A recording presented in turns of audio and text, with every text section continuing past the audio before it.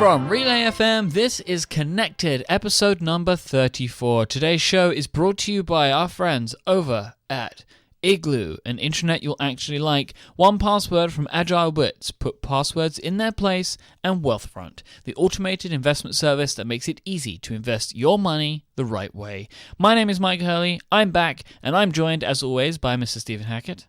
Hey, buddy. Welcome back to the show. Happy to be here. It's nice to be back with you guys. I'm Mr. Federico Vittici. Hello, sir. How are you? Bentornato, Myke. Ah, sì, Federico. You didn't even know what I said. Well, I said yes, anyway. Yeah, that sounds accurate. How are you, Michael? I'm very well. I'm a little bit discombobulated right now because I came home from my 2-week trip today. This is the third show I've recorded. The schedule's all over the place. I don't know where I am, but I'm happy to be here.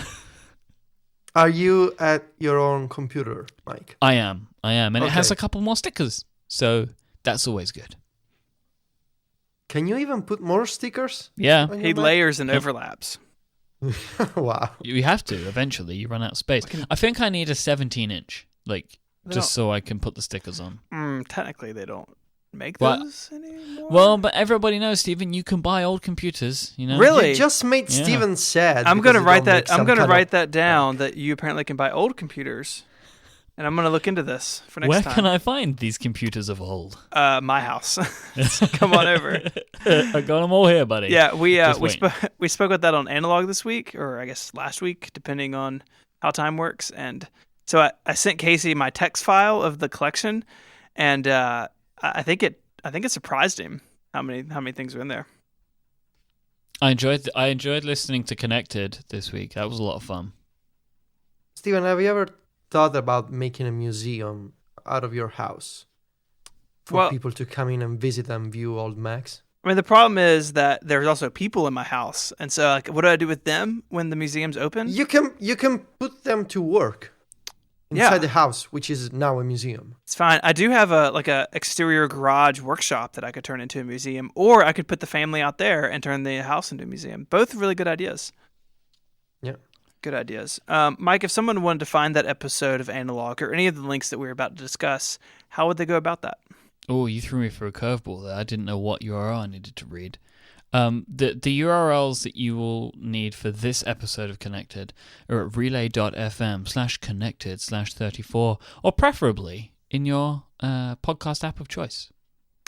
You should mention, Myke, that these links cannot be opened on an Apple Watch because there's no web browser.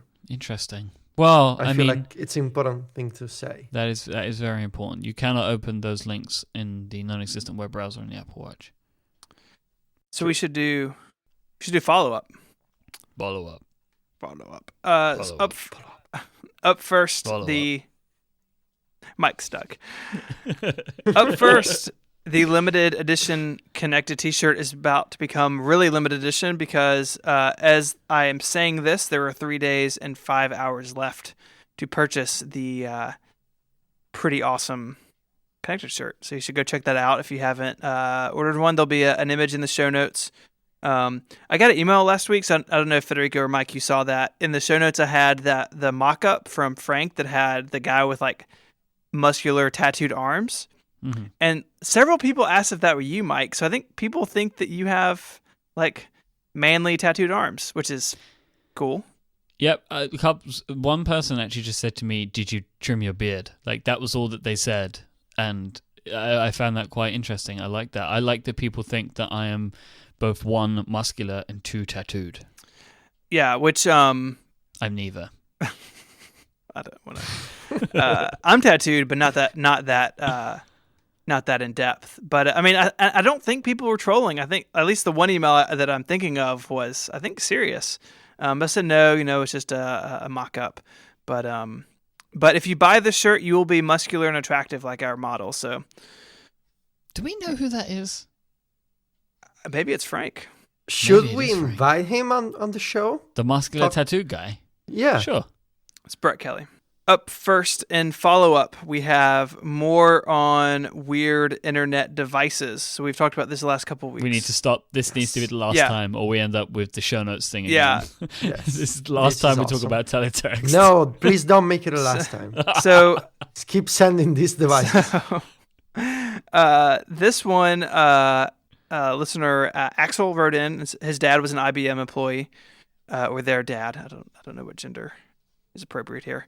But basically, this is a computer modem and a 10-inch black and white CRT screen. And so there's a picture of this in a Wikipedia article that's not in English, but it looks kind of like an old computer with a telephone on top, which is quite frankly adorable. Awesome. Amazing. I mean, how many adjectives do we need for the teleguide? I mean, thank you, Axel, for dropping knowledge on the show. Really.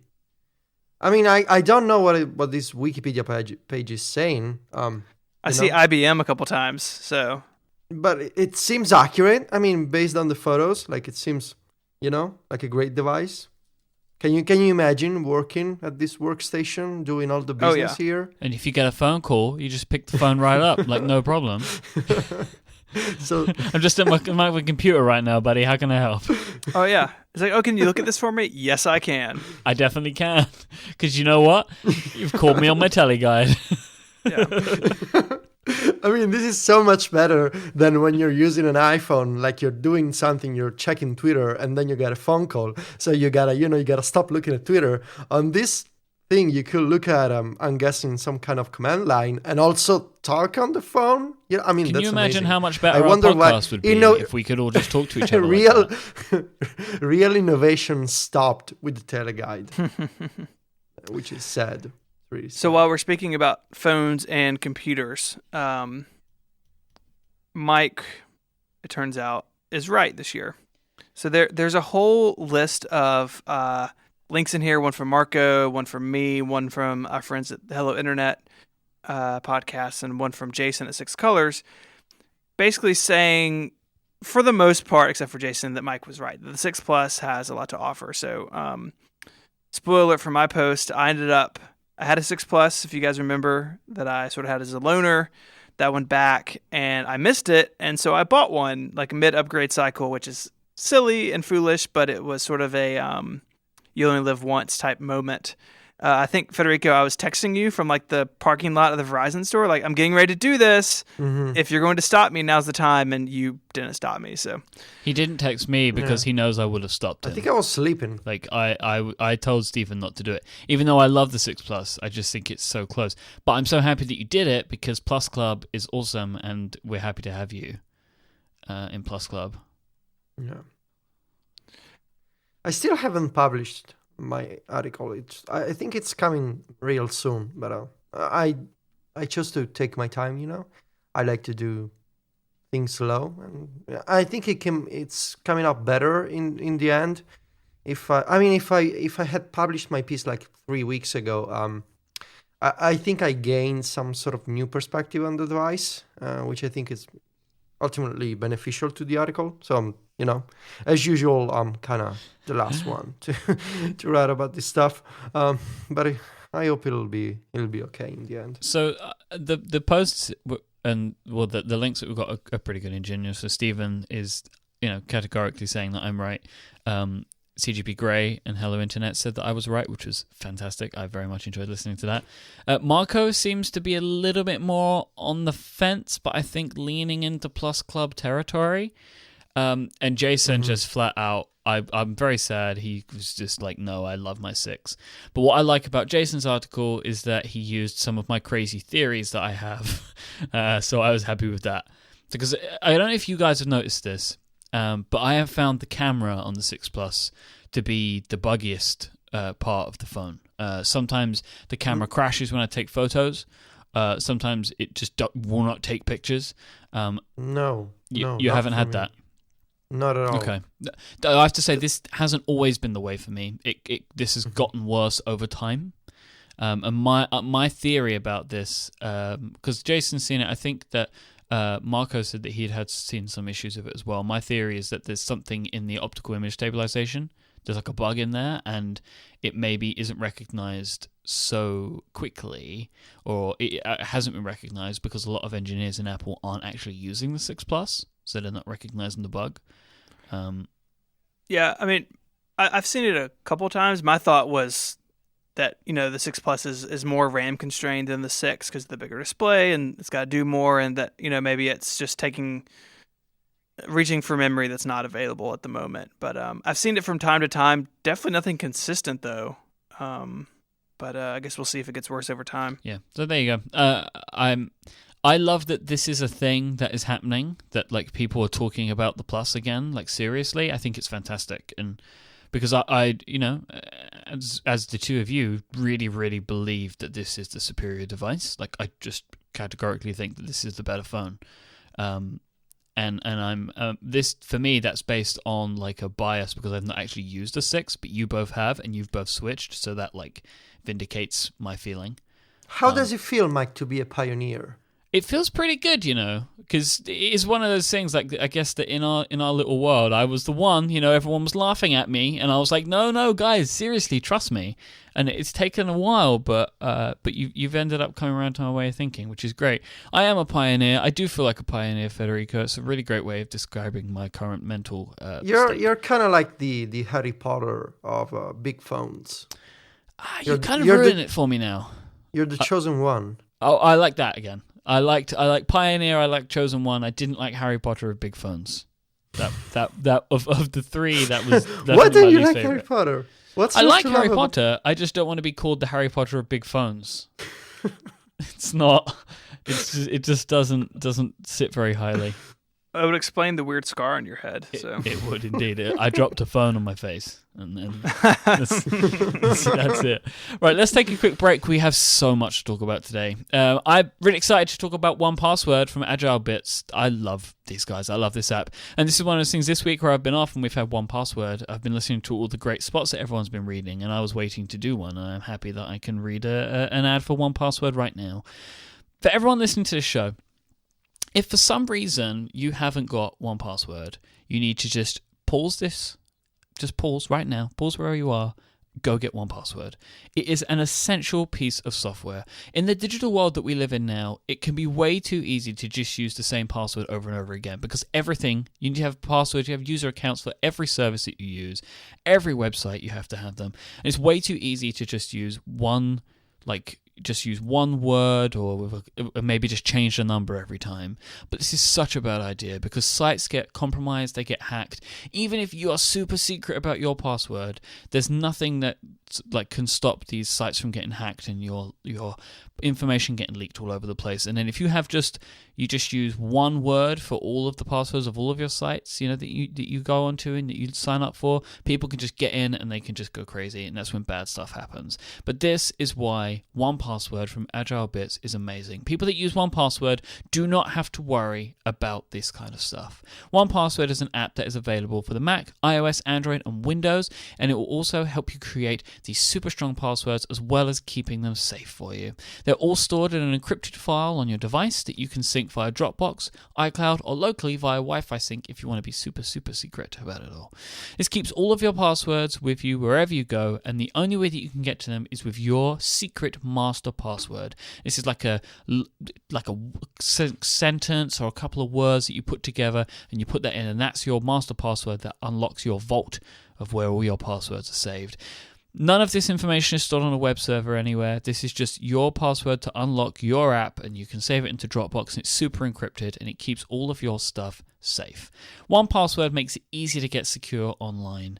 They can save you a ton of time with all this sort of stuff. If you thought it was maybe, more simple to just type in 1, 2, 3, 4, 5, 6, 7, 8 for your password everywhere, you're still typing in those numbers or those letters every single time. But with 1Password, you can get one-click logons, which is really great. You have all these great menu bar apps, and you have great browser extensions. It's just super fantastic. They have great login creators in the iOS versions that can help you just create full-on logins for popular popular websites. They have TOTP, which is time-based one-time passwords, which is an extra layer of two-step security that many services are now employing. 1Password has added it in.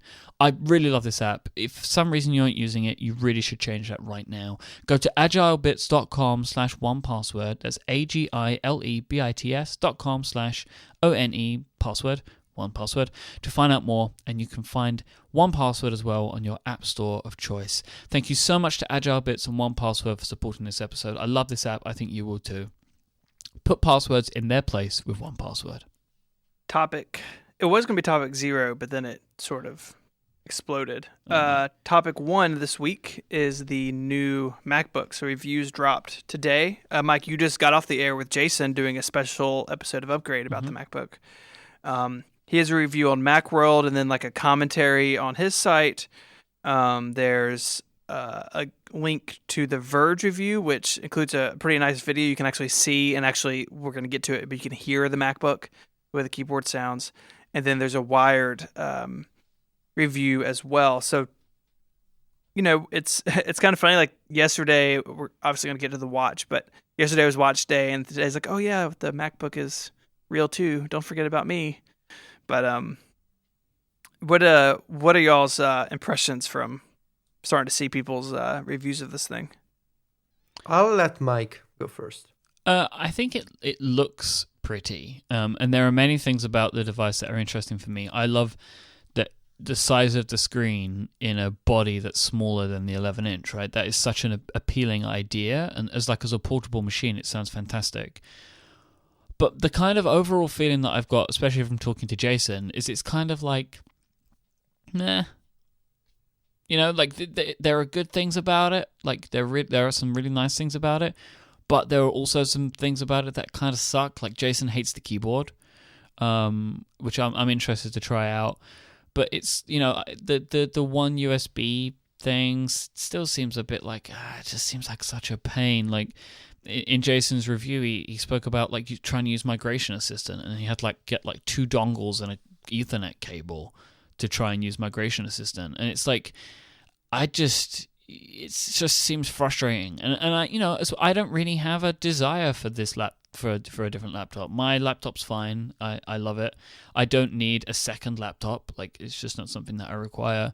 I can see why it would be a good machine for a bunch of people, but the thing is, it's just not the machine for me. But I can appreciate why some people might like it. It's just not something that I'm running out to buy. So for me, it is a little complicated because I am in the market for a new Mac. Because obvious reasons. I own 2011 MacBook Air, and I want to buy a new Mac. But more importantly, I need to buy a new Mac because it's been, I'm guessing, more than a year at this point that my MacBook is missing the E key on my keyboard. And I didn't bother fixing it or taking it to the Apple Store because I know I will have to pay, and I'm just using my MacBook twice a week to record 2 shows with you guys. And so it's just there, and I know that eventually it is going to die. It is going to, maybe I will miss more keys, or maybe the trackpad will start having some kind of issue. So I know that I need to buy a new Mac because, even if only twice a week, I still need a Mac because, I cannot record shows on the iPad. And I don't know, maybe there's those just couple of tasks that I need to do on a Mac, just occasionally. Doesn't happen very often lately, but it still happens. Maybe I need to log into my dumb bank website that doesn't allow me to, print a PDF on iOS. I don't know, but it still happens occasionally. So I need a Mac, even if, for short amounts of time. And this MacBook could be the kind of Mac that I like because it's kind of like an iPad in the sense that it's really light and it cuts down all the power user features. I don't need ports. I don't need external displays. I don't need, Fusion drives and that kind of complex stuff that you get on more serious Macs. The problem is that, actually 2 problems. One is it is not exactly cheap. but I could save a little and then get this MacBook. The problem is that I don't want to get the first generation of this MacBook, because if the MacBook Air is of an indication, I need to wait for the second or third revision. So because I'm not the kind of guy who needs a Mac on a daily basis, and I'm not the kind of guy who wants to buy a Mac every year, like I buy an iPhone or an iPad every year, I don't want to upgrade my Mac on, next year if I buy this MacBook this year. So I want to make sure that the next MacBook I'm buying is in a way future-proof. I want to make sure that in 4 years or 5 years from now, it is still the MacBook I can use. So I'm really torn here, because I want to use this MacBook, the new MacBook, because I love the idea of Force Touch, I love the extreme portability, I love the Retina display, but I also kind of am concerned because I'm wondering if I wait until next year, if I really make my MacBook Air die eventually of a slow and progressive death. If I just wait until next year, and if I wait until the second generation of the new MacBook, will I be in a better position 5 years from now?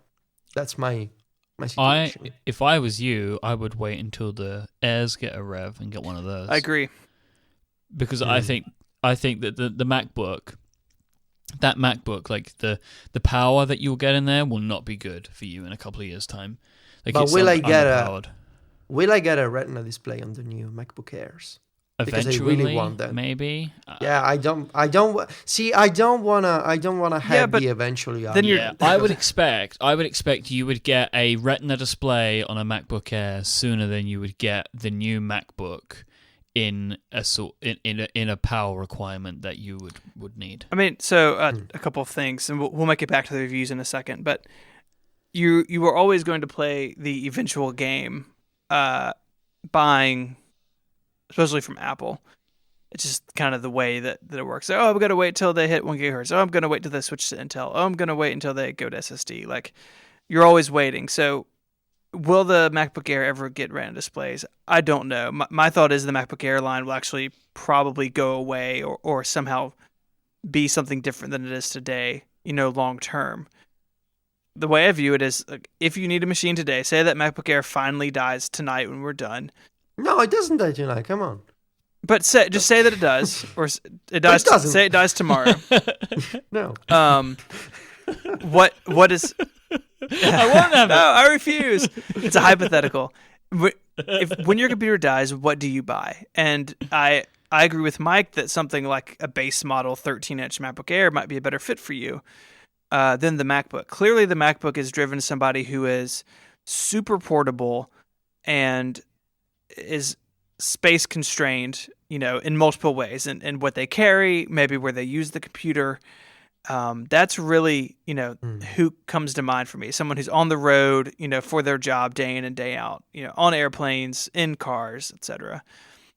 For that sort of usage, I think the MacBook makes a lot of sense. It's got pretty good battery life. It's, physically very small, very light, and is, like in the Verge article, like, dude is just like walking down the street carrying it under his arm, like somebody might carry a folder or an iPad. I think carrying a laptop under your arm in New York City is probably asking for trouble, but they didn't ask me. So I think the MacBook Air is probably still, for the average user, or the slightly above average user, is still the sub $1,500 notebook to buy.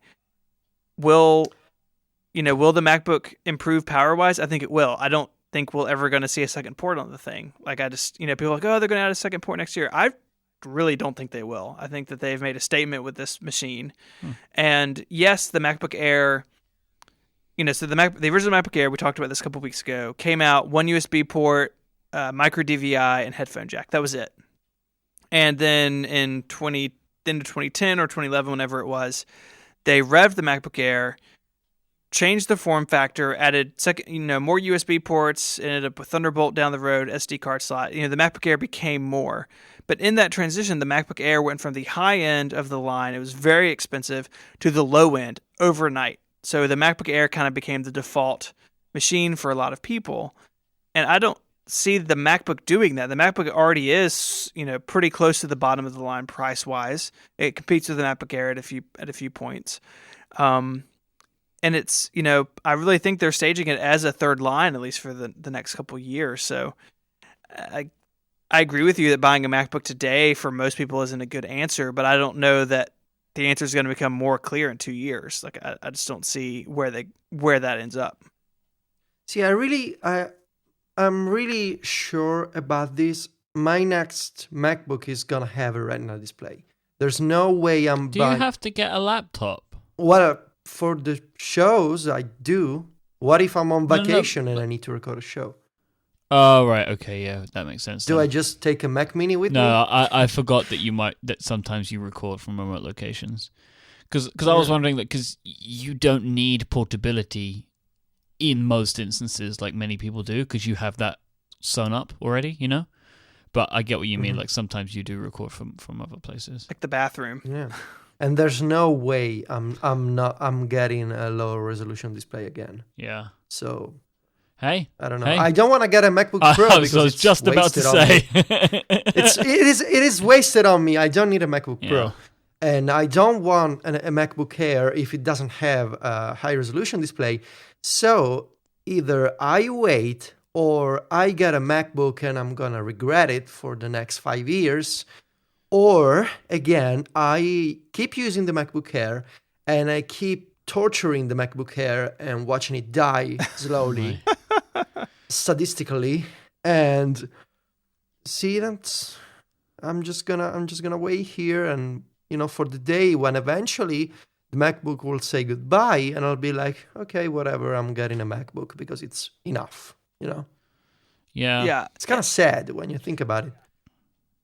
It is a little bit. I've seen pictures of that thing. It's in pretty sorry shape. But, even going back a second, and we've talked about this at length, but, your use cases for the Mac of restoring iOS devices and recording podcasts and doing those things, it's you are closer to being able to use a MacBook than someone like I am, where I have a MacBook Pro and it's plugged into all sorts of crazy things all day, every day. It is for the most part, a desktop replacement. And yes, right now I'm using it in a dark room with a microphone hooked up to it and power.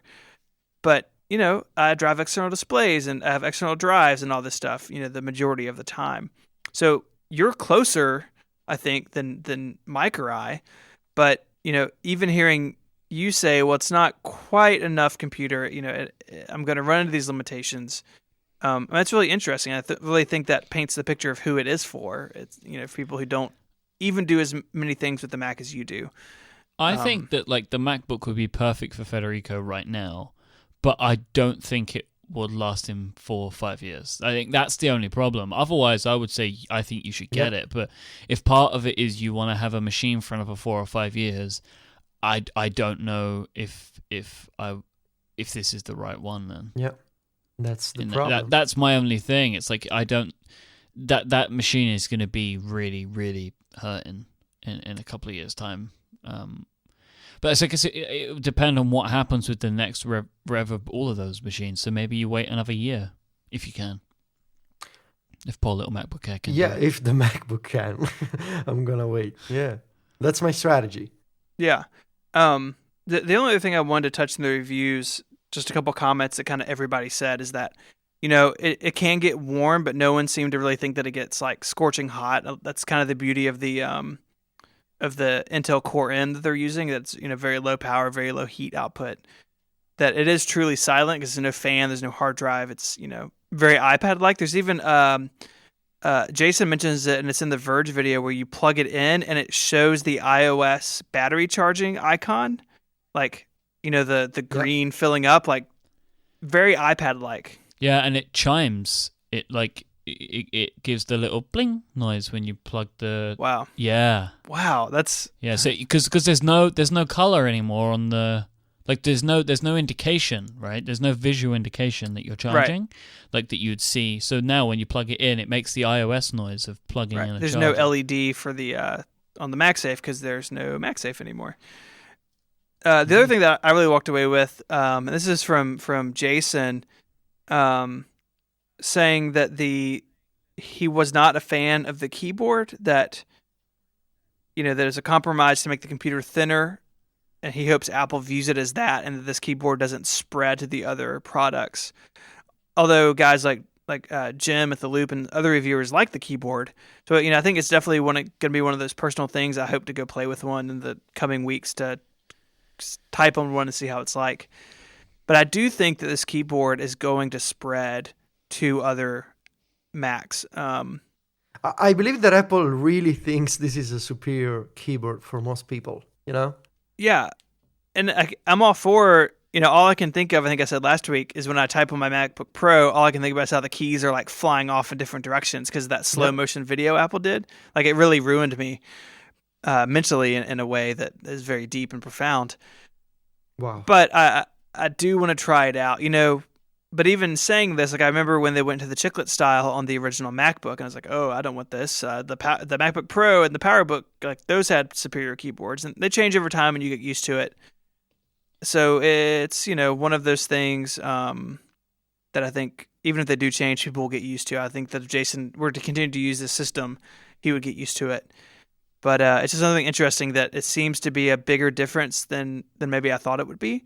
And on the Verge video, it's mic'd. It's not loud like a mechanical keyboard, but it sounds very different than my MacBook Pro, which even sounds different than the aluminum Bluetooth keyboard, which is what I use at my desk. And a very different sound, which I also I didn't really think about beforehand. So it's clearly a very different experience typing on this thing. And one, I hope that if they do spread it to other devices, that it's worth the adjustment.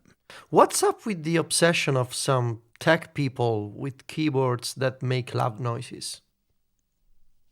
Do they share their apartments or houses with other people? Because anytime I'm typing and I'm making loud noises, my girlfriend or whoever's in the house complains because it's not a pleasant noise to hear.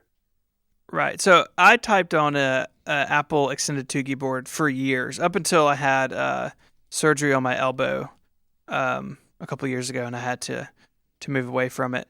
And I typed on it because it was extremely comfortable for my hands, and I could be very fast on it.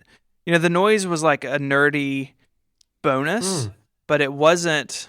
So you liked it? I didn't.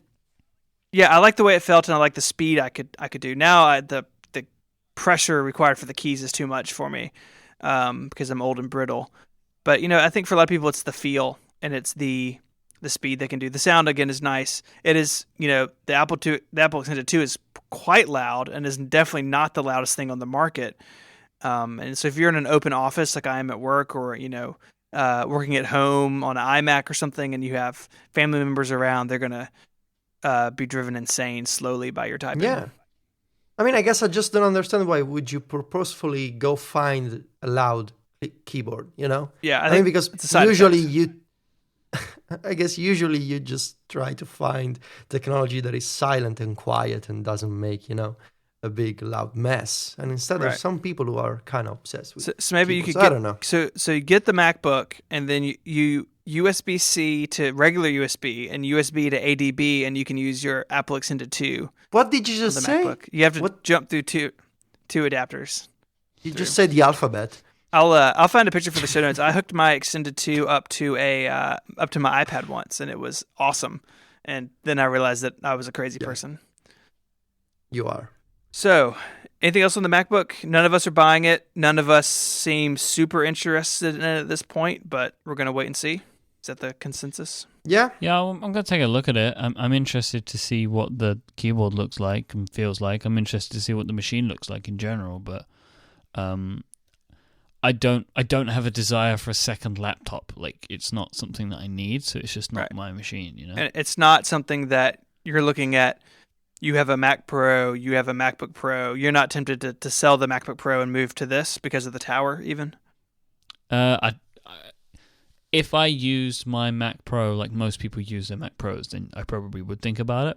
But my Mac Pro is very much, it has its job that it does, and that's all it does, Right. And everything else I do on my MacBook Pro. Gotcha. Okay. This week's episode of Connected is also brought to you by Igloo, the internet you'll actually like. Why invest in these fantastic, beautiful devices that we're talking about, like the MacBooks, these great iPhone 6 Pluses, if you're going to just use them to stare at an intranet that looks like it was built in the 90s? Nobody wants to do that. That's horrible. And this is where Igloo comes in. Not only can Igloo be customized to look exactly like you want with all of the colors and logos and all the fun stuff that you have of your brand, but with its responsive design, it's automatically optimized to look fantastic on all of these devices. It's going to look great on your iPhone, it's going to look great on your Mac, it's going to look great on your iPad. And just like all your favorite Apple devices, Igloo helps you do your best work. You can share files, coordinate your calendars, provide status updates, and manage projects. Igloo is not just for your traditional intranet stuff like HR policies and expense forms, or it of course can do all of those things. It's also there to help you work better with your colleagues, within your teams, wherever you are, whenever you want. Igloo's latest upgrade, Viking, revolves around documents and how you interact with them. They've beefed up their document engine. They've added the ability to track who has read critical information to keep everyone on the same page. So it you can go in and say, like, say you send a document out to everyone. You don't need to run around the office and check if Bob's read it and Sally's read it. It will just show you. You can see little read receipts, and it just shows you who's actually looked at the document. It's really, really cool. If your company has a legacy intranet that looks like it was built in the 90s, you should be giving Igloo a try. Igloo understands that love doesn't just happen overnight, so this is why you can try out Igloo for free for any team of up to 10 people for as long as you want. Sign up right now at igloosoftware.com/connected. Thank you so much to Igloo for their support of this show and all of Relay FM. Let's talk about the watch. Yeah, so reviews came out. I wasn't expecting reviews until today. It came out maybe slightly earlier than I would have expected. I don't know what the trend is on these things. I guess they just had too much going on at once, so they spread them out a bit, right? So they didn't want to have 2 days where one day where they had the embargoes lifted on a bunch of different projects. And I haven't, having been away, I haven't delved into a lot of them. I have watched The Verge's review, and I have read John Gruber's review. I think I read like 10 of them yesterday. I'm kind of exhausted. Yeah. What was your favorite?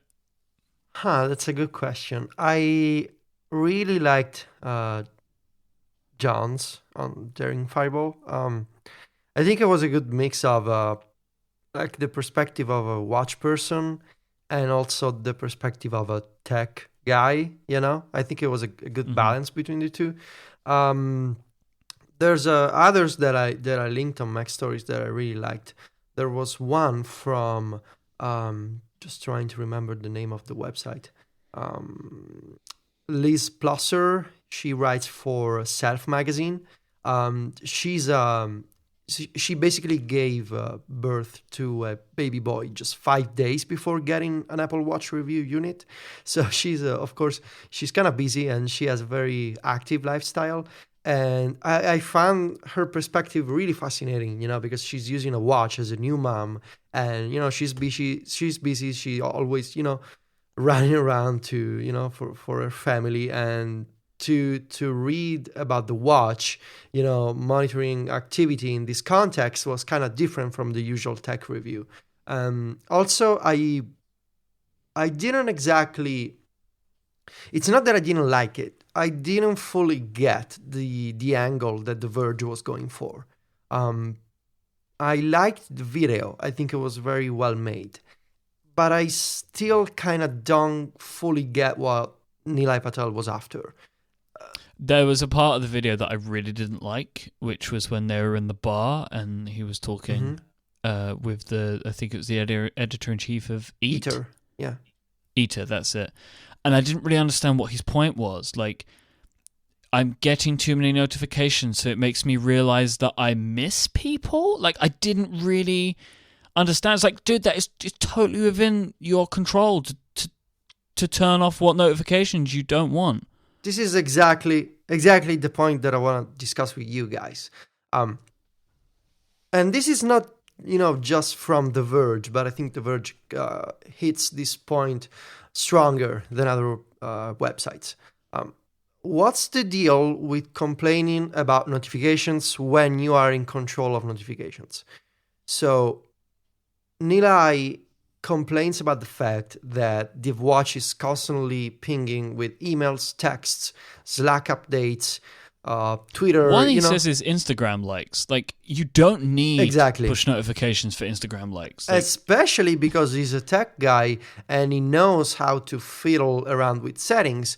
And also, I would argue that most people, not necessarily tech people, they, at least from what I see from my friends and my family, they are not stupid. They are not the kind of people that you would imagine by reading tech blogs or Twitter, that they just say yes to everything. All the people I know, every dialogue they get, they think about it. They think about allowing notifications. They think about allowing location, because they know that these dialogues can lead in the future to, disturbing stuff, like you get too many notifications, or maybe an app is constantly checking your location for whatever reason. So there is a basic error in believing that most people, and by most people I mean this average consumer that is often referred to by the tech press as some kind of mythical beast.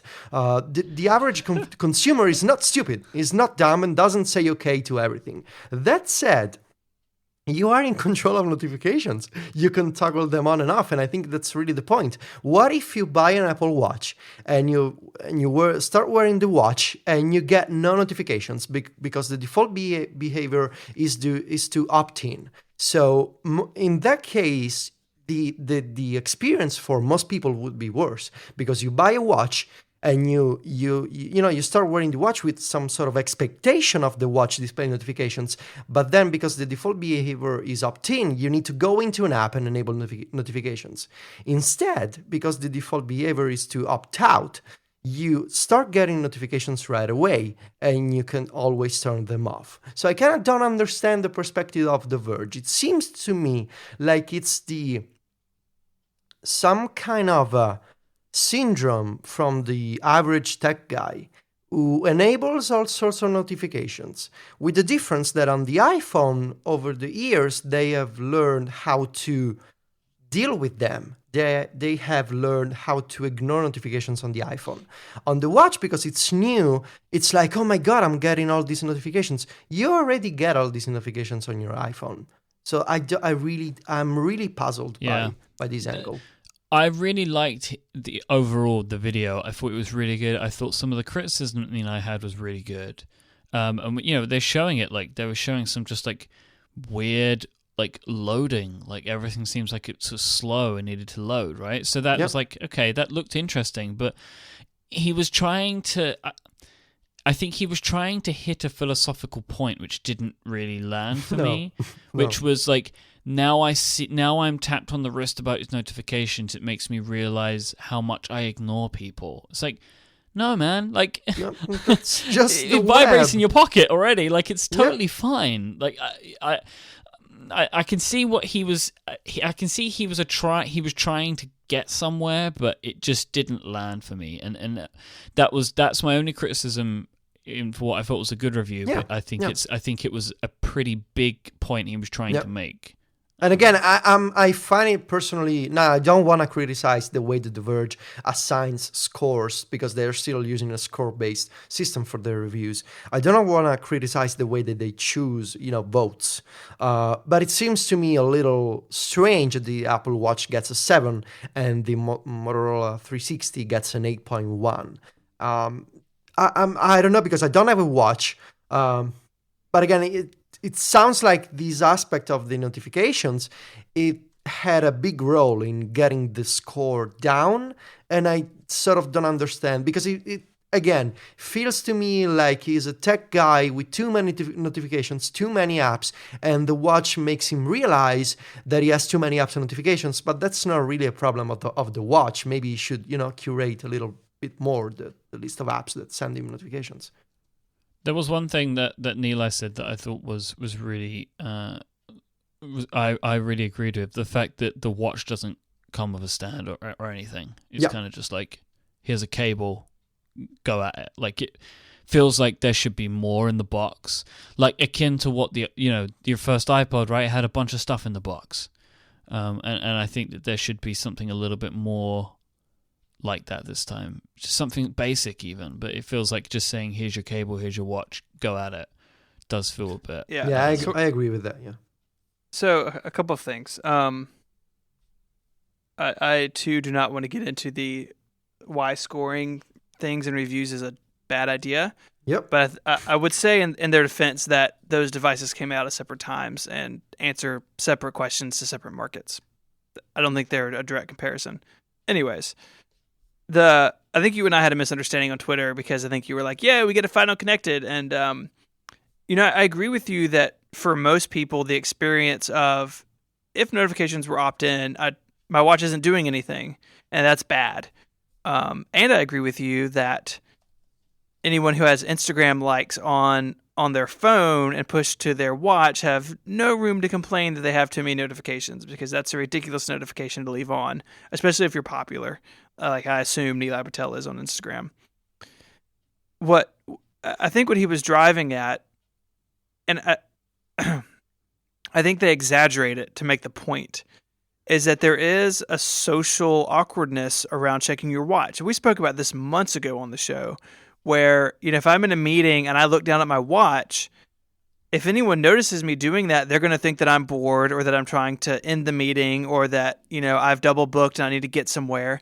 And it's generally perceived as something, as a rude gesture, especially in like my world is meetings right now with work. So I think that's what he was driving toward, and I think they exaggerated it. Yeah, I mean, he said it and right. But I agree with that. Like, I understand that point. It was the second half of that little skit that right. Oh yeah, the whole thing was cheesy, but I think they exaggerated it to make the point that the way I view it, and the way that we're going to talk about the apps in a second. The way I think about the watch more and more, as pre-orders are just now a couple hours away, is that I think my interaction with the watch and apps and notifications is going to be extremely limited. Like, I really, depending on how fine-grained the control is, I'm not going to have a lot of stuff hit my wrist. I already have most notifications on my phone turned off. I have, a lot of stuff to manually check, and emails aren't coming in and lighting up my screen all day long. And so I think that if you're that sort of user where you already care about the notifications that come to your phone, I think the watch is going to be even more so. Like, I really want my watch to vibrate if I have a task due, an alarm, or my wife sends me a text. Like, very few things and very few people are going to have the right to make that thing go off, at least at first. And we'll see how disruptive it is. And I think the idea of you looking at your watch in a meeting, that being rude, is going to fade away very quickly because people are going to have smartwatches. I agree. I was about to make that. I was going to say that because I felt that from what John Gruber was saying as well. It's like, yeah, but it's just, this is a march of change. Like, looking at your phone while still can be a bit like, hey, you got somewhere to be or whatever. It's still just something that people do, and we all do it, so we kind of let it go. So it's going to take a little bit of time, but looking at your wrist, it's going to mean something new. Yeah, in a few because years' that's the social behavior from the traditional watch kind of people. You check the watch because you need to check the time. Now you will check the watch to do all sorts of stuff. So it'll be different over time, I think. Right, and I think there will be that awkward phase where if you were an early iPhone owner like I was, it was really awkward to have an iPhone at first, and I was very hesitant to pull it out. Not only because people would ask if that was the iPhone and want to see it, right? Like, and then you're drawing attention to yourself in a social scene that I don't want, at least, and then I don't want to be followed out and mugged by the guy at the other end of the bar. But there's going to be that awkward phase, and I think it's going to be more pronounced than it was with a smartphone, because again, people are already doing things on their phones, right? Everyone sat in study hall and played Snake on their Nokia, right? Like, it's just a thing people did.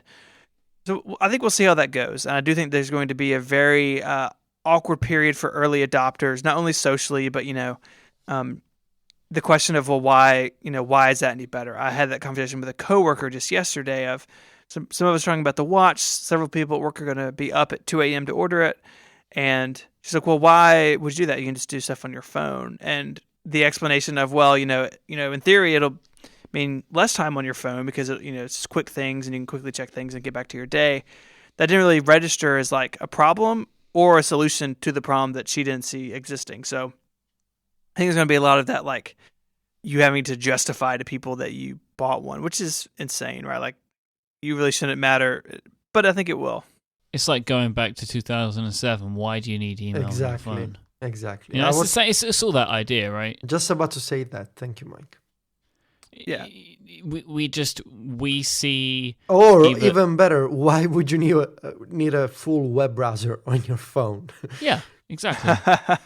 Like, we either see the utility of it, or we agree with what the marketing message is, right? And when we see the marketing message, it's like, yeah, that resonates with me. I think I would get use out of that, and then kind of move on from there. Like, and then eventually, it ends up pulling people along with everybody else, you know? Yeah. So I thought it'd be worthwhile to talk about the what was my biggest impression, and I think y'all's as well, from chatting over the last couple of days. Of all of these reviews, they all say battery life's pretty good. You really got to push it to be out by the end of the day. That's good stuff. But what almost everyone said is that WatchKit apps are slow, especially when they're moving large amounts of data or location information from the phone to the watch.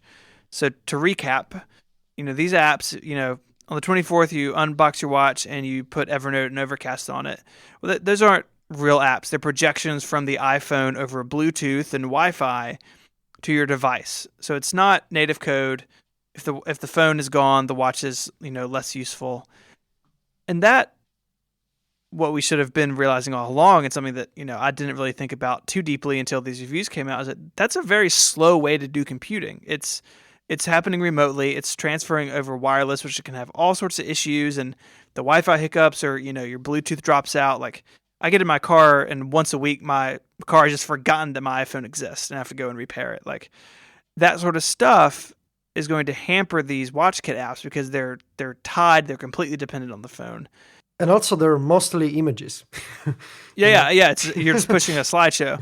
And so, the question is, and one that I think will be answered over time is this going to hurt the watch's sort of initial launch? That are people going to download these apps with expectations that they will, like if someone's going to buy an Apple Watch, they're probably nerdier than the average Joe, but most of them aren't in the world that we live in, of like getting to talk to Underscore last week about like the ins and outs of WatchKit. Mm-hmm. And they're just going to think, oh, this thing has apps.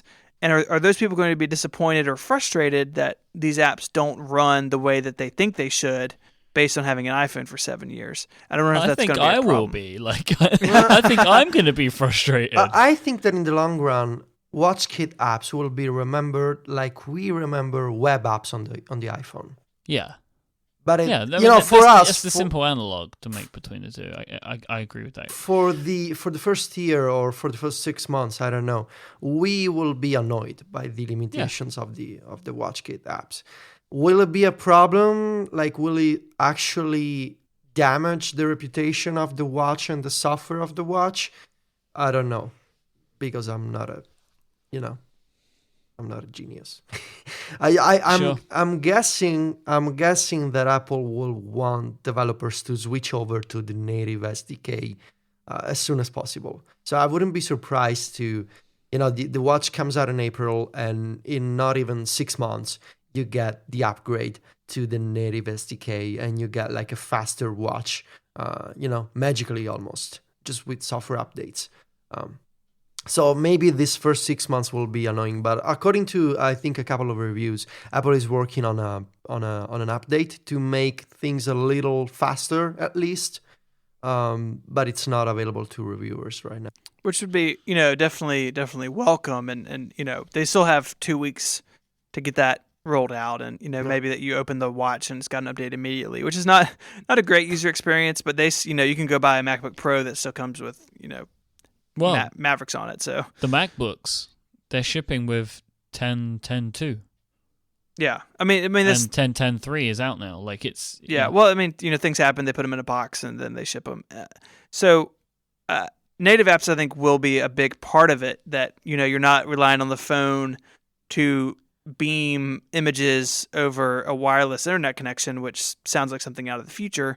but running locally on the S1 chipset will definitely be faster. I mean, there's no way that it couldn't be really.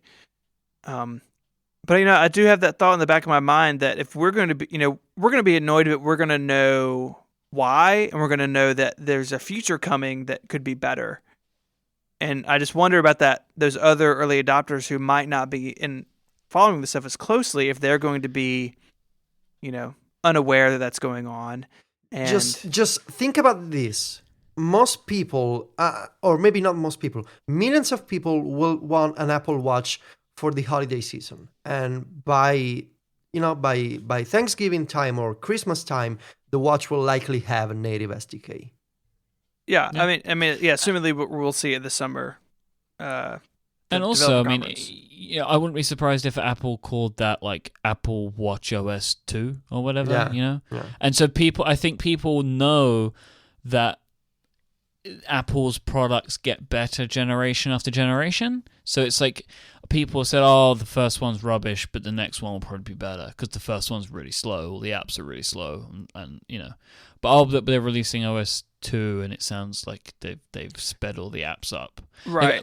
Like, I totally get your point, but I think by now, people are accustomed to the fact that Apple's products get better over time. Right. So I think people might just think that's going to be the case anyway. And this is not going to help that thought process. Right? Like I hear it so many times. Like you hear it when the Retina iMac comes out of, don't buy a Gen 1 Apple product. Like I hear that from like normal non-nerdy people who just, casually follow the company. Like, don't buy the first one. Also from me. Just a few minutes Also from ago. Federico, just a couple minutes ago on this show. Yes. A premier Apple podcast. And yes. We're giving you the same advice. I'm sorry, everyone. No, but I'm not saying that's a right or wrong assumption. There are definitely cases where I think that's true. Like, I even thought it, and I may have even said it about the Retina iMac of like, the first Retina Macs have always been a little weird. Like that first 15-inch, had image retention and issues. But this is definitely not going to help that. Like if Apple is not doing anything to shake that philosophy that people have. But at the same time, like this is the way technology works, that things evolve and things get out into the world and they get iterated on and improved on. And, are we going to see, Watch OS 2.0 this summer with apps? I think we will. Are we going to see a faster Apple Watch in the fall or early next year with a faster chipset, better processor? Maybe that screen will be laminated. That I'm not so sure about, but I do think that there is there's a price to pay to be an early adopter that, we're going to talk about it, but at least one of us is going to be up tonight or, tomorrow morning ordering one of these things. And there's always a cost associated with that. But I agree with you, Myke. I think it'll be frustrating for us who know that a brighter future is around the corner. But I think too, it might help balance, I don't want to do a lot of stuff on this thing, and so maybe the awkwardness of WatchKit will sort of like temper what I want to do with it day to day. So it's not all negative, I don't think. It's just, I think there's going to be a perception issue with some users that Apple's going to have to deal with. But the real question is, can we have a funeral for Myke's Pebble? Yes. That poor little guy. He has a little Relay FM watch face on him, He's so cool. I'm going to miss him. Because you know what? I mean, and this is one of those things, like in reading Gruber's review, and he talks about, like, looking down and seeing the time. I get that with the Pebble. Yeah, that worries me on the Apple Watch. Every time I look at the Pebble, I see the current time. Like, it illuminates if I raise my wrist, but you don't always need it to illuminate. That is going to be really frustrating. Like, I can feel that I'm going to be annoyed by that. Serious question. Do you guys keep a traditional watch face, or do you look at time as a digital clock? I like digital clocks. Okay, same. I have one Steven, of each. What about you? I have one of each. Steven uses an old pocket watch. So the watch I'm wearing today is a Casio calculator watch. So if we need to do some math after the show, I can help us out. Excellent. We'll find a link in the show notes. The other watch I wear that's a little bit dressier is a mechanical watch. So it's self-winding, and it's black face with sweeping hands, like not digital at all. Nothing is digital about that watch. There's not even a battery. So I like both. as far as like what watch face I'm going to end up on the Apple Watch, I don't really know. Like, I like the idea that I could put my next calendar thing on there, but is that going to be helpful long term, or am I going to end up with something simple? I'm really curious. I think I'm going to play a lot with. I think all of us will play a lot with watch faces on the Apple Watch until we kind of see what feels good. Yeah, I just thought you used a sundial instead of a clock. So that's good to know. Thank you, Steven. So it's So we have talked about in the past what we would be ordering, and it sounds like some of us have changed our minds a little bit. So Federico, you sent us a very interesting screenshot in Slack earlier. What are you doing? Okay. I feel like I need to prepare. Should we go back to the start of this story, like to what happened between me and you yesterday? Was it yesterday or the day before yesterday? I think it was the yesterday, actually. So my plan was to ask Michael to buy an Apple Watch for me, and of course from the UK, and ship it to me to Italy. And according to rumors, and now according to Apple, which has a press release out this morning, there's going to be the Apple Watch is only going to be available from online stores, and customers are limited to one watch per customer. At least that's what I heard. So, of course, we went through some kind of back and forth with Myke, because he was like, I'm going to buy an Apple Watch for you and I'm going to ship it to you because it's my pleasure, mate. You know, all the kinds of things Myke says. All the things he says. Yeah. And I'm like, oh, thank you, Myke. I mean, that would be really awesome, you know, our kind of conversation. And then, of course, we realized that this wouldn't be possible. And so I made other plans. And oh, no. Yes. So I'm gonna go with the conclusion first. I will wake up tomorrow morning at my local 9 a.m. Actually, you know, a few minutes before that, because I need to get to my computer, sip a cup of coffee, and just get ready. I will wake up at about 8:45 in the morning, and I will buy an Apple Watch from Germany. That's my plan. Right. Okay, so I have a friend. I have a dear friend in Germany. And thanks to this friend, I will be able to buy a watch, get the watch to my friend, and my friend will get the watch to me. And hopefully we'll be able to, you know, to receive the watch on the 24th, or maybe, you know, just instead of Friday, maybe on Monday, and it'll ship it to me. So I'm hoping that using the fastest shipping option available, I will have the Apple Watch by the week after the launch. I'm gonna, you know, there'll be a bit of a cost concern for shipments and stuff. But that's a compromise I'm willing to accept.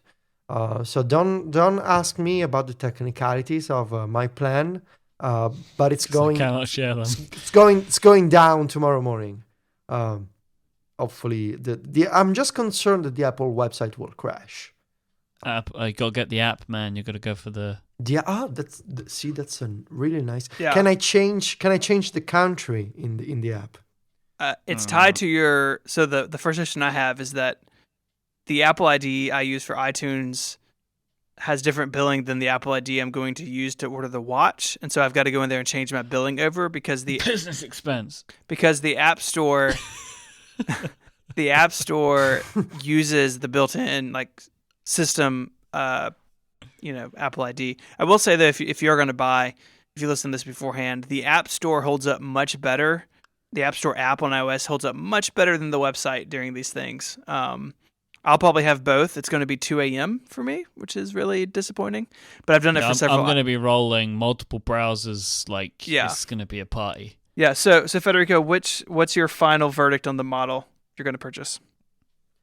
I'm gonna get an Apple Watch Sport Space Gray with the black band. So that's a down from what you had said a couple weeks ago, I believe. Why? Because I read the reviews and I feel like, again, I'm gonna be that guy, because it's a first generation product. I feel like I wanna wait at least until next year before I drop that kind of money on the Apple Watch, because the one that I would want to wear on a daily basis would be the Apple Watch, so the steel one, the space black with the link bracelet. That's the one that I want, but it'll be 1,500 euros. So that's quite a bit of money for me, and I feel like because of the Apple Watch is gonna get better. I feel like for this first generation to get accustomed to the watch, it is better for me to save a little money, get the basic Apple Watch, which according to the reviews is still very much a fine watch, especially for physical activity, which is very important to me. So it's not like I'm getting some cheap watch that I really don't want to wear. So I'm getting a good watch, I'm saving a bit of money, and next year I'll see if maybe I want to spend a little more, get a fancier watch with an upgrade But I want to wait until next year, at least.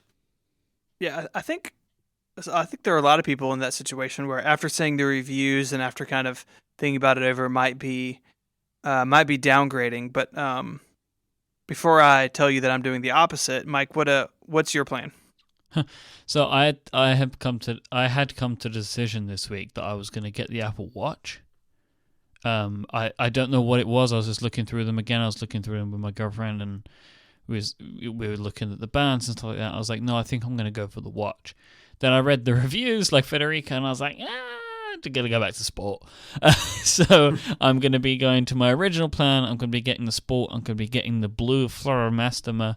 Is that how it said? It's something like that. I'm going to be getting the blue one. I want the black strap, I think, but what I'm going to do, but you can't get the black strap with the aluminium, the silver aluminium one, which is what I prefer. Because I still believe, I don't know why I believe this, but I still believe that the black one's going to chip like the iPhone 5 did.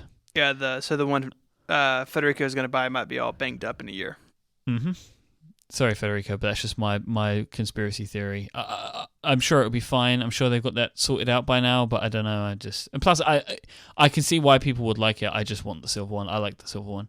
So I'm going to get that one, and then I'm going to try and also tomorrow book an appointment at the store to try and hopefully go into a store and try one out before the show next week. That's my other plan. Is to make sure I can try and get down to the store, and then when I'm at the store, I'm going to choose what other band I want to buy, because I would like to have one other band. I'm leaning towards a leather loop, but I want to take a look at those a little bit more. Gotcha. So, yeah, the 2 a.m. thing is going to be exciting. I said on the show 2 weeks ago that I was going to do the same thing Federico is doing, the 42 millimeter space gray aluminum black screen. And I have that favorited or whatever it is in my account, but I also have favorited the Apple Watch, the stainless steel with the black band, just because I get more nervous about the front of that not being the sapphire cover. As someone who bangs their watch into things all day long, I worry about the durability. It's a little bit more money. I understand that I will not get that money back out of it at the back end. Like, I'm sure the Gazelle pricing on Apple Watches, time will tell how that market plays out. But I do worry a little bit about about that cover glass, and so I've heard a lot of people, the reviewers and people who have had time with them, have said that the steel one is really nice, and the weight is not a whole lot more than the sport one. So we'll see what happens in the middle of the night. Hopefully I don't order both, but I'm leaning towards the stainless steel with the black sport band. And like you, Myke, will probably pick up a couple other bands down the road, like a white one or a blue one or something to spice it up. Yeah, I'm thinking still that the bands that we buy now will still be good in a while. Like, that's just my feeling. It seems pretty obvious, but it's just what I like to believe, that the bands that we buy now we can use on the next maybe generation or two with the Apple Watch. I would hope so. Looking at them, even if that thing gets dramatically thinner the way those grooves work, are pretty independent of how thick the device is. So I would imagine that, maybe in a couple years, but honestly, like as someone who's worn a watch pretty consistently, if you wear a watch every day, you got to replace the band eventually because it wears out or cracks or, so I think that's reasonable. And the sport bands are not, all the bands are cheaper than I thought they would be. And the sport band is pretty affordable. So if, you crack it or, something happens to it and you need to replace it, it's definitely not the end of the world, especially if you, buy the $500 watch. So yeah, I guess we'll report back. Yeah. Be awake. I think I'll be in the, maybe we'll open up the relay that will be in IRC talking with people. So that's not a bad idea, actually. For a second, the other night, I was like, we should live stream. But I was like, it's going to be 2 a.m. for me. Like, I don't want to be talking to anyone at 2 a.m. and let alone like in a house with sleeping children. And like the idea quickly fell apart for me live streaming, but I think we can hang out in the chat room. Yeah. Cool. Right. We want to talk about the Steve Jobs book a bit. But before we do that, should we thank our third sponsor? Let's do it. Yeah. Connected this week is supported by Wealthfront, the automated investment service that makes it easy to invest your money the right way. Wealthfront software manages your money using investment strategies that were previously only available to the wealthiest of investors. For just 1/4 of the cost of using a traditional advisor, Wealthfront monitors your account 24/7, automatically rebalancing your portfolio, reinvesting dividends, and working to maximize your after-tax returns. Wealthfront is overseen by a team of investment experts, the same people who launched the index fund revolution and who've written some of the most important books in finance. In case you're still not convinced, you should know that Wealthfront manages over $2 billion in client assets and has saved millions of dollars on taxes for its clients. So, with Wealthfront watching over your investments every day, what will you do with all of your extra time? Visit wealthfront.com/connected to get your first $10,000 managed for free. Wealthfront is an SEC-registered investment advisor. Brokerage services are offered through Wealthfront Brokerage Corporation, member FINRA and SIPC. This is not a solicitation to buy or sell securities. Investing in securities involves risks, and there is the possibility of losing money. Past performance is no guarantee of future results. Please visit wealthfront.com to read their full disclosure. Thank you so much to Wealthfront for their support of this week's show. So, Becoming Steve Jobs. We got a couple links in the show notes. One to Amazon. If you haven't read Becoming Steve Jobs, I don't think we're going to spoil it in the... Well, we might. I would just proceed with caution. If we start getting spoilery, come back later. But so it's a book out. You can get it hardcover. I read it on the Kindle. Myke, you did it audiobook. Yeah. Lots of fun ways to enjoy it. It's best, and I think my comments reflect things that I also heard in a podcast. So Gruber interviewed the two writers of the book. There's a link to that in the show notes as well as part of the Apple Store Talks thing. Part of the sort of thing that you did in London about becoming a professional podcasters. Same type of thing, right? So, which I think is really cool. I like that the stores are doing sort of that creative type work again, which is a lot of fun. So instead of going through the book chronologically, what I've done is I've broken my thoughts into topics, and we'll see how far we get. This might spill into next week because we're already over an hour in. But I kind of wanted to start with the meta discussion of the book itself and the kind of the environment in which the book exists. So, if Steve Jobs died, the Walter Isaacson book comes out. We all read it. It's I don't even know how many pages that thing is. I've got the hardcover version of it, and it's like I could use it to prop up a car. I think it's crazy thick. And a lot of us walked away from that book saying that, it's a real shame. This guy had the blessing of Steve Jobs and his family to write the official biography, and he kind of blew it. And there's lots of reasons why. You should definitely go check out Syracuse's hypercritical episodes about it. I re-listened to those in preparation for this. And that book actually comes up in this book. So this Becoming Steve Jobs exists in a world post-Isaacson where, the last Steve Jobs book wasn't very good, had a lot of things wrong with it, really wasn't all that informative. It was basically just rewrites of all these other books. And this book steps into existence knowing all of that. It's very aware of the world that it's in. Because in many ways, this book is very strange, right? It's written by two journalists, one of whom had deep access to Steve Jobs over the course of decades.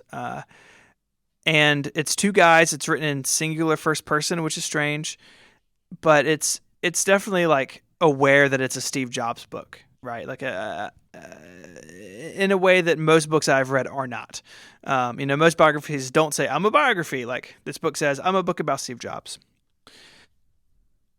So I like the fact that it's written from a journalist's perspective, that these guys had taped interviews, they had written interviews with Steve Jobs over the course of years.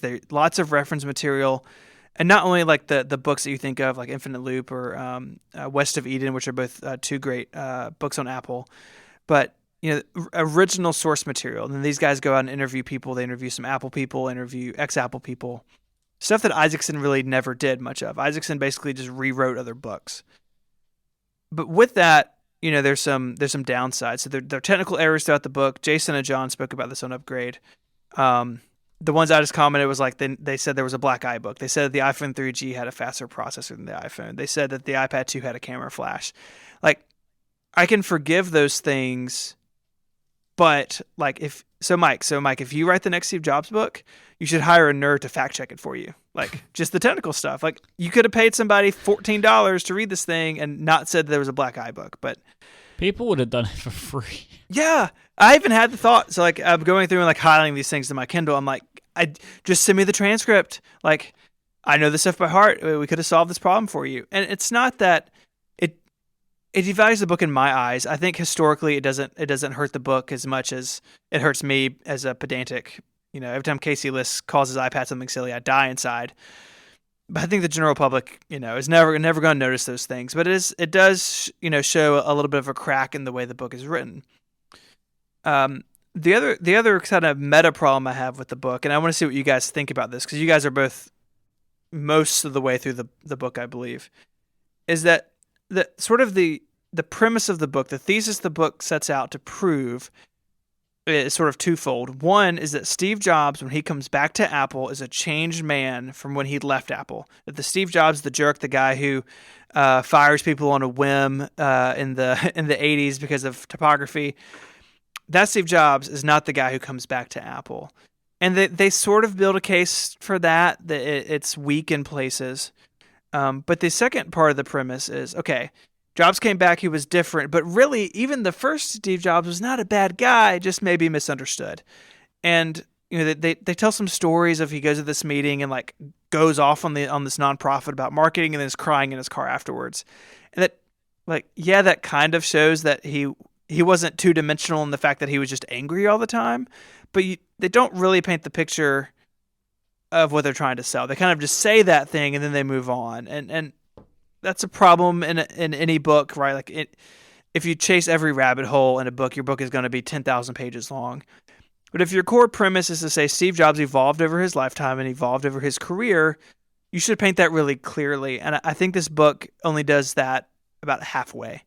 Myke, you're further into it than Federico. Like, do you get that sense that that's what they're trying to say, like as the meta point of the book? The whole point is trying to say that he had a heart of gold. Like that's kind of what they're trying. I feel like they're just trying to get out. It's like he is a nice guy, and I'm not saying that he wasn't, but they try and explain so many things that he does, and say, yeah, but he learned later, and it's like, okay, but he still did this then. And there is this kind of like prevailing feeling in the book where they're trying to make the case that he was a better person than people think he was. And in some instances, I actually think it works. Like, they made me think differently about Lisa, his daughter, right? Where they were like, he was like in his early 20s. The guy didn't know what he was doing. He kind of got lost and he did something stupid by trying to like distance himself from it, but he didn't know how to deal with it. He was just a kid. And it was like, do you know what? That is a good point. I'm not excusing him because it was terrible, but I've never heard it said that way before. Right, like what would we do if we were 22 in that situation? Yeah. Right? Like, I was, but married with a baby, but most people aren't, right? So like, that's a really good example, Myke, of, sort of putting people in Steve Jobs' shoes and like, well, how would you react this way? How would you react if you had cancer? Would you tell people? I loved the Bob Iger story. Yes. Oh yeah, we're gonna get Oh, there. The sort of the third meta points, we talk about technical issues, we talk about what the book is trying to say. The third one is Apple's influence on the book. So leading up to it, iBooks is tweeting about it. Eddie Q says, this is a great book. Here's a quote from Tim Cook. I don't know if you've heard of Tim Cook. He runs Apple now. This is a direct quote from the book. The picture of him isn't understood, says Cook. I thought that the Isaacson book did him a tremendous disservice. It was just a rehash of a bunch of stuff that had already been said. It's focused on small parts of his personality. You get the feeling that Steve's a greedy, selfish egomaniac. But it didn't capture the person. The person I read about there, being the Isaacson book, is somebody I would never have wanted to work with over all this time. Life is too short. That is really like, it's a dagger through the heart of the Isaacson book. Like if that book wasn't already condemned, it is definitely condemned now. But what Becoming Steve Jobs is saying in this is that, this is what they go on to say. In saying this, Cook echoed the feeling of many of Steve's close friends. In interview after interview, they complained that very little of what had been published offers any sense of why they would have worked so long and so hard for Steve. And so what Becoming Steve Jobs is saying is, look, these stories, these books you've heard of Jobs being a jerk to people, that's not the story. That's not the whole story, at least. And what we're going to do is we're going to tell the soft gooey bits in the middle and like why somebody like Tim Cook would leave a profitable company and come to Apple that was dying and work for Jobs for 15 years. And that's fine, but if you have the Apple CEO saying that, like as a journalistic book, as a book written by reporters, you have biased it. You have introduced an outside force saying, you know what, this book is blessed, and by osmosis, everything we are saying in the book is blessed. And I think that's a little bit of a problem if you're approaching this book as a historical journalistic effort to document this man's life. Why? I don't know if I understand this as fully as you do, because obviously you are a journalism person. Yes, that's what the degree says. And I know that like this might just be my own hang-ups, but if Becoming Steve Jobs is not saying we are writing the definitive historical report of Steve Jobs' life. What they're saying is what they have done is we are writing a story with this lens, with this message of, Steve had a heart of gold. Myke, like you said, it's much better than I thought of it. And yes, he was a jerk, and yes, this other stuff happened, but underneath it all, he was a good guy. And what I really want, and the book that has not been written yet, is the historical, accurate, unbiased, like, biography of Steve Jobs. And we don't have that because the Isaacson book was flawed, and this book is flawed to a lesser extent, but in a different way. And maybe that's just my own hang-up. I think some people share that thought. I don't think you guys do. But it's something to think about as you read this book, that this book is written with a certain point of view and a certain tone of voice that you should be aware of, when you think about this book. Sure. My kind of last meta point, and this is just mostly me just preaching, so you guys just interrupt me. I'll say something. I think I was critical of it at the start because it does feel like these guys are going in with their agenda, but their agenda may be based in what they believe to be fact. But I do come away from this book. I'm nearly finished. I've got about an hour left in the audiobook. I do come away from this book feeling vindicated. Like, I feel like the man that I look up to so much isn't as much of a tool as he's been made out to be. Agreed. So whether he was or he wasn't, like, I like that this book exists because I feel better.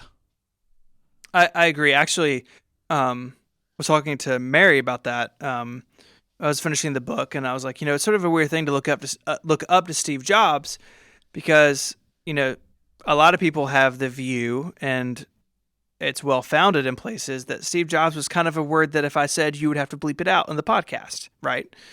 And so I do appreciate that as a fan, as someone who looks at Steve Jobs as they're parts of his career, parts of his personality that I think are worth emulating. Absolutely, it's nice to know that you're not following somebody, or that you're aligning yourself with somebody who was a total jerk to people.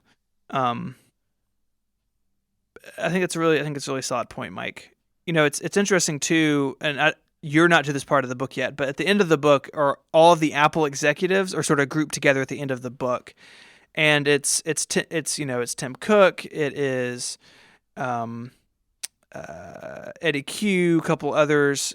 There's not Phil Schiller. And it came out in that Gruber interview that Apple granted interviews for people who attended Steve's private burial, and Phil Schiller wasn't in that group, and that was the dividing line somehow, and so that that he wasn't allowed to be interviewed. I will say that this is more of Eddie Q than we've ever seen. Like, I know there's that funny picture of him at being interviewed by Walt Mossberg and his shirt's unbuttoned, but this is more of Eddie Q than we've seen, and I was surprised. I know what you're gonna say. How powerful Eddie Q seems within Apple, and Dude is smart too. Yeah, because you look at him, right? So Eddie Q drives a Ferrari, and he shows up with his shirt unbuttoned. He's kind of sloppy, and it's easy to be like, Eddie Q, he's sort of a crazy uncle figure, but it kind of like iTunes Music Store. Eddie Q's creation. Yeah, not even so much like he was asked to do it. It's like he had an idea, and it became the iTunes Music Store. And it's like, AT&T deal, Eddie Q. It's like, whoa. Yeah, he's a beast, and that's that he's a real boss. Exactly. Yeah. And so that's sort of the fun part of this, post Steve, Cook, Open Apple. We're getting to see some of those stories now, and there's more in this book about the iPad and iPhone than we've ever seen before. But, you hear names of engineers and people you haven't heard of before. But that really impressed me. That AT&T thing where he was like, hey, we're going to build a phone. We're not going to show it to you. We're going to get a percentage of your data service charges. Yeah, which they have gotten rid of since. And I think it's why the pricing structure changed. But yeah, Federico, like you said, he's a boss, and that was a lot of fun to read. Of that dude is a machine, and a very I don't know. I always think Eddie Q is not that important, but in reality, apparently, is very important to Apple's ongoing business. And what I wish was in here was the story of them buying Beats, because I guarantee you Eddie Q played hardball. He was the guy who would finish it. Is Q did all the work, and then Jobs would come in and seal the deal. Jobs came into the AT&T thing and was like, we want your data, we want part of the data stuff. Yeah. But Q is the one who's going in, he's feeling everyone out, he starts these things over, and then it's yep, and then Jobs used to come in and slam it down. Maybe that was when he wore the top hat. Do you remember that story? Yeah, it's really it's something to that it happens, right? And that they cut a deal with AT&T, and that all these things happen, but you're like, oh yeah, Eddie Q was the guy who sort of massaged things into place. It's pretty interesting. Okay, so my next section you guys will see in the document is Steve Jobs, which seems like he's one of my 4 topics for the book, but Steve Jobs is an individual. And really what I walked away with, and I want to see what you guys think about this, is that there's even a quote with Johnny Ive talking about Steve giving feedback about sugarcoating the truth, and that if you do that, if you don't give brutal, honest feedback, not to be brutal, not to be a jerk, but you just strip it down to the raw honesty of the situation, that is what's important, that you're doing a bigger respect to somebody of just telling the truth as opposed to chucking and jiving and saying, oh, it's pretty good, but what about this? If you just get to the heart of it, you're showing them more respect, and you're getting better work in the process. And not to be a jerk just to be mean, even though I think there's cases of that in Steve Jobs' life, but you come across as abrasive because you're stripping away that fluff that society wants you to put around truth that's hard to swallow. What is that something that you guys think? I look at that and I admire that, because it's, everybody kind of wants to be a jerk. I think a lot of people have that in them, including myself. But I look at it and I think, yeah, that is kind of the way to handle things, even though it might backfire sometimes. Raw truth is, raw honesty is the way to go. But how does that strike you guys?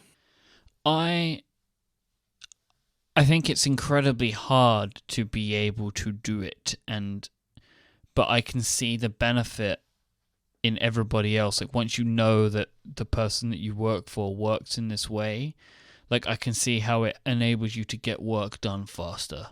It eliminates an incredible amount of politics because everyone is being honest, or at least he is being honest, and then that allows you to be honest with each other as well, because it's like, but there's no point sugarcoating this, there's no point dancing around like and like beating about the bush about this sort of stuff.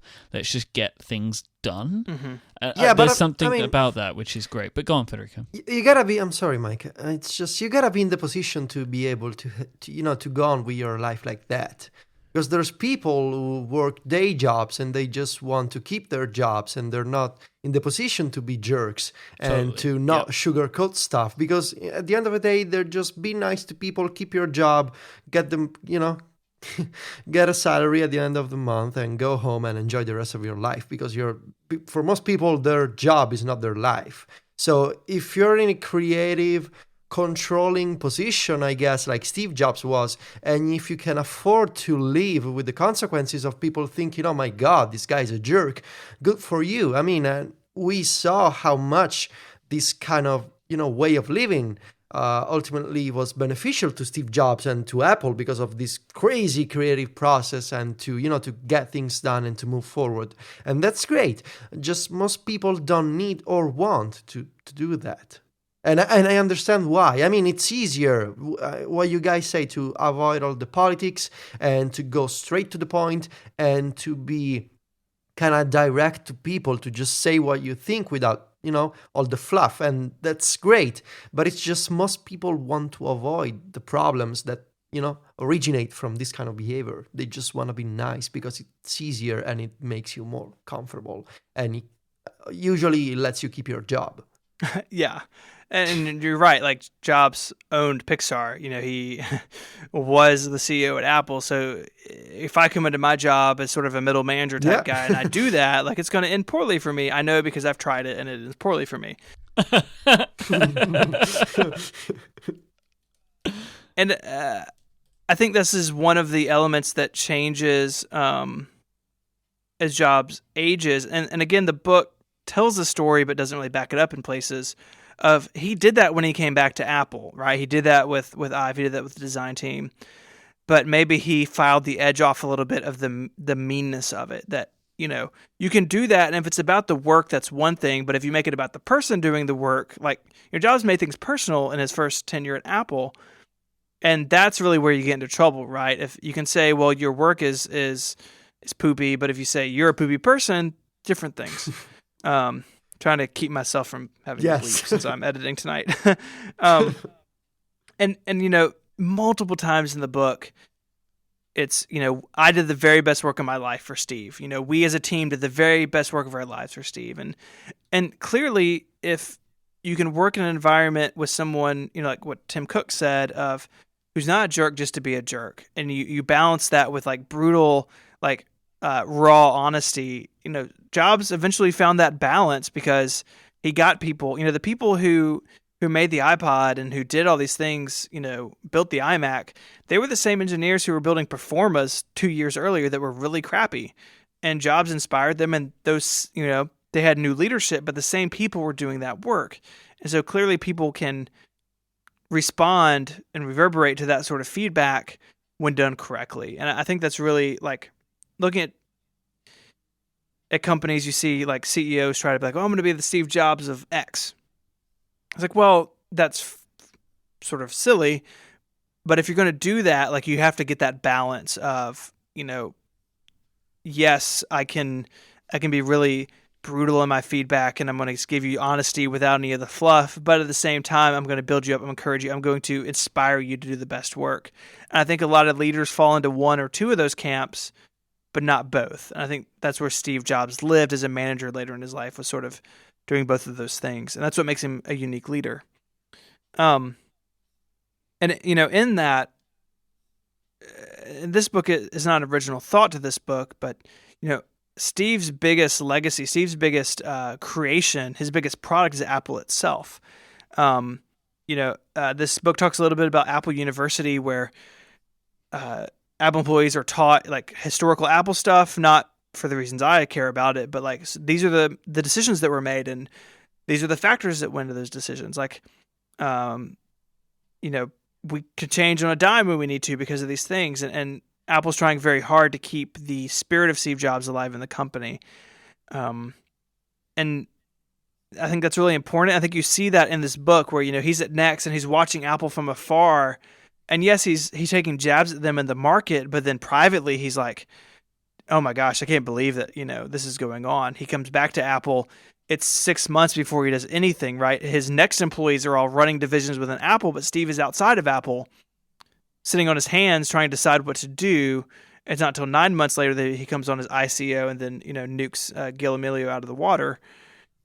You see that shift of that balance kind of coming into play, and Jobs caring about Apple not only as a family of products, but a product itself. And I think that's something that other leaders, businesses I've worked in, businesses that I see, that I interact with, you can get very down in the weeds in your product or your service and not pay attention to your culture. Or I think what Apple has is bigger than just culture. It is a way of thinking, a philosophy of work that Jobs tried to pass on. I did want to talk too about the cancer thing. I mean, it's in this book. There's not a lot of new stuff in this book that wasn't in the Isaacson book. The Isaacson book is really the first time you hear a lot of the story, because on the outside is Jobs took a couple of leaves of absence, and he was kind of in and out and looked really unhealthy for a long time, looked really sick, and then came back and had a little spring in his step again, and then went downhill. And from the outside, it was hard to tell what was going on. This book does raise the question of, like, should Steve have told people earlier? Should Steve have gotten treatment earlier? He tried doing this holistic thing and then ended up, being a more serious deal than he thought anyways. I don't feel comfortable, passing judgment on Steve's decisions about his cancer. Maybe because I've had it in my own family for a long time now, and everyone approaches that differently. I don't know if you guys had any opinions on that. I don't feel like I could speak into his decision making there. And I think the book does a pretty good job of treating that part of his life with respect. Of they're not saying, hey, it was a bad decision or these were poor decisions, but these are the decisions he made with his family, and for better or for worse, that's what happened. Well, personally, like, I still have to reach this section of the book, but I'm familiar with the story. I can only say that during my process of going through this stuff, I was offered to try, these alternative solutions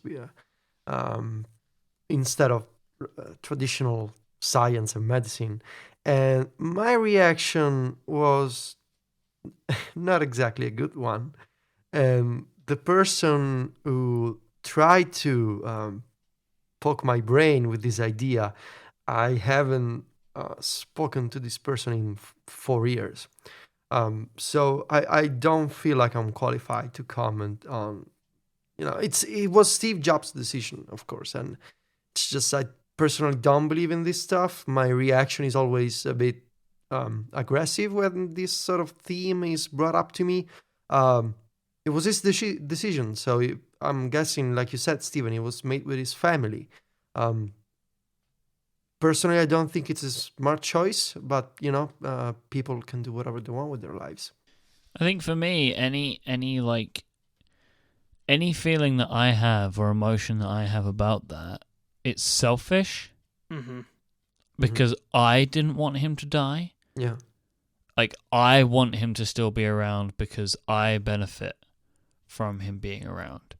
But he'd made a decision in his life which was like, I'm going to do this, I'm going to do this, I'm going to do this, and if it doesn't work, then that's that, because I don't want to do this.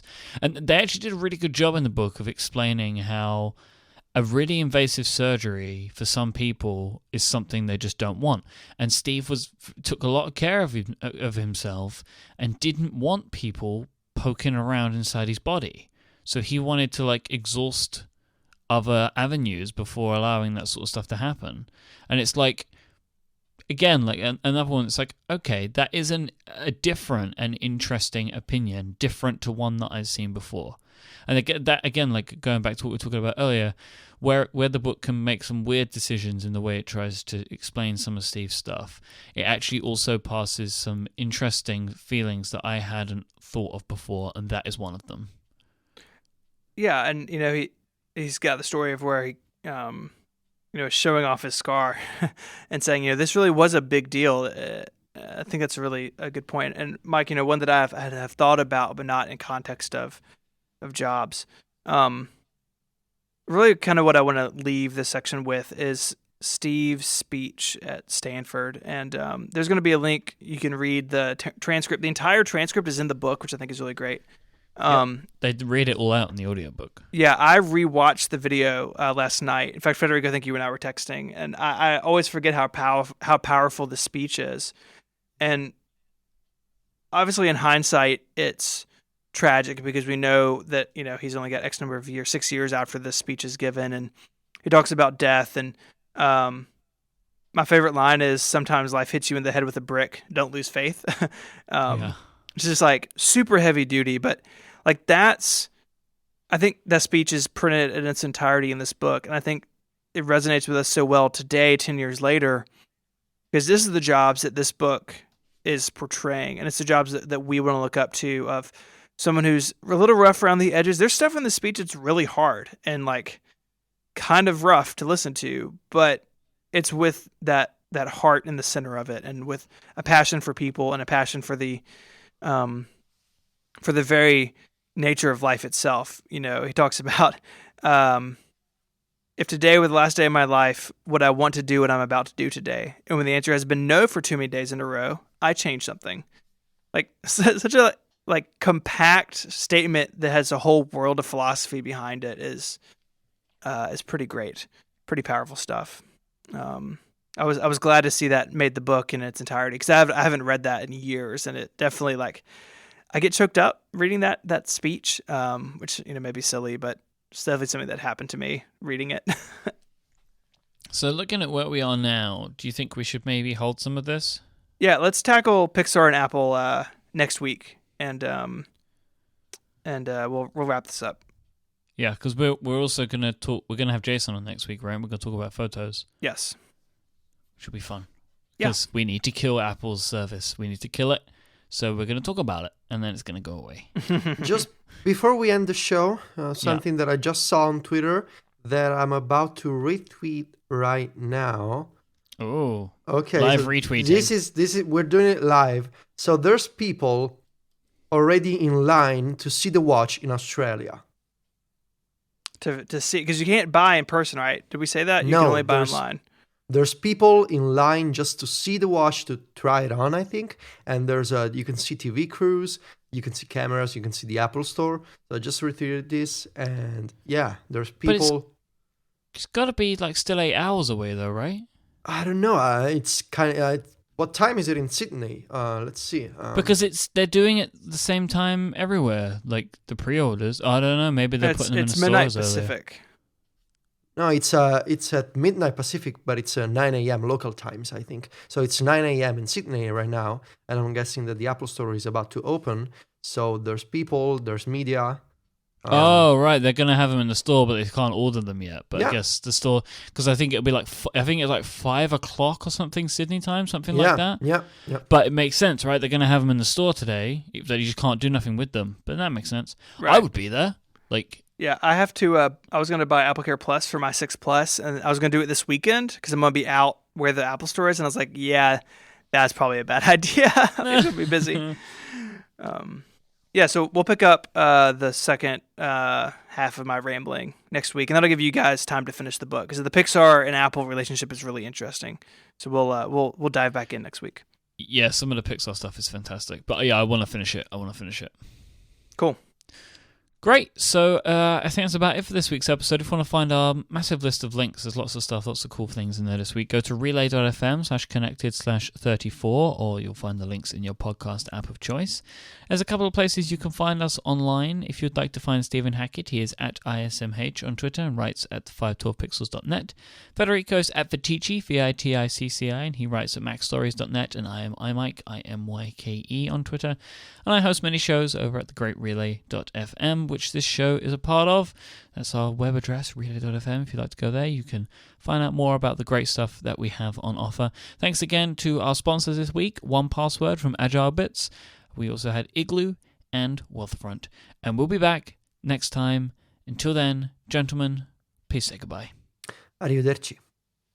Adios.